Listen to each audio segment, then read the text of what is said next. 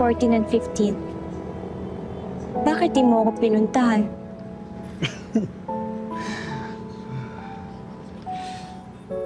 I've always been here, Karen. Palagi.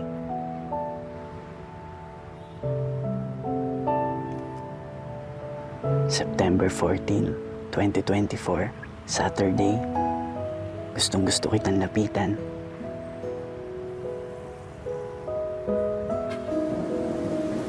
September 15, 2024, Sunday. Gustong-gusto kitang yakapin. At sabihin sa'yo, Karen, na nandito lang ako. Pero hindi pwede. Kung pinuntahan kita ng mas maaga, hindi ako naghintay. Maraming bagay ang baka hindi nangyari. Baka to hindi din nangyari. Ang daming what ifs in those 15 years.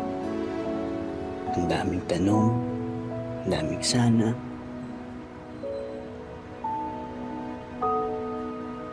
Na sana nagkakilala tayo sa parehas na panahon.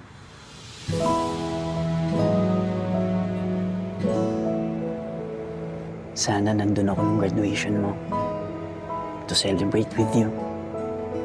Akala ko ba may meeting ka? Mas mahalaga, mahal. Congrats! Thank you, mahal ko! Po! Opo, on the way na po. Yes, okay po. See you. Bye-bye. Ako na! Ako na, hindi na. Teka, ako sorry. na. Ako na. Hello po. Malapit na po ako. Opo. Okay, salamat. Ay, naku po. Wait lang. Yeah. Mahal, wala pa. Eh, mahal, tumulo. Ayan o. Tinan mo. Oh. Di ba may pasok ka ngayon? Wala.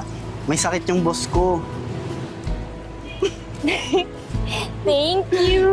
Hanap tayo dyan ng ano. Sana nandun ako nung naghahanap ko ng trabaho. Sasamahan kita kahit saan. Kahit kailan. I'll do everything for you, Karen.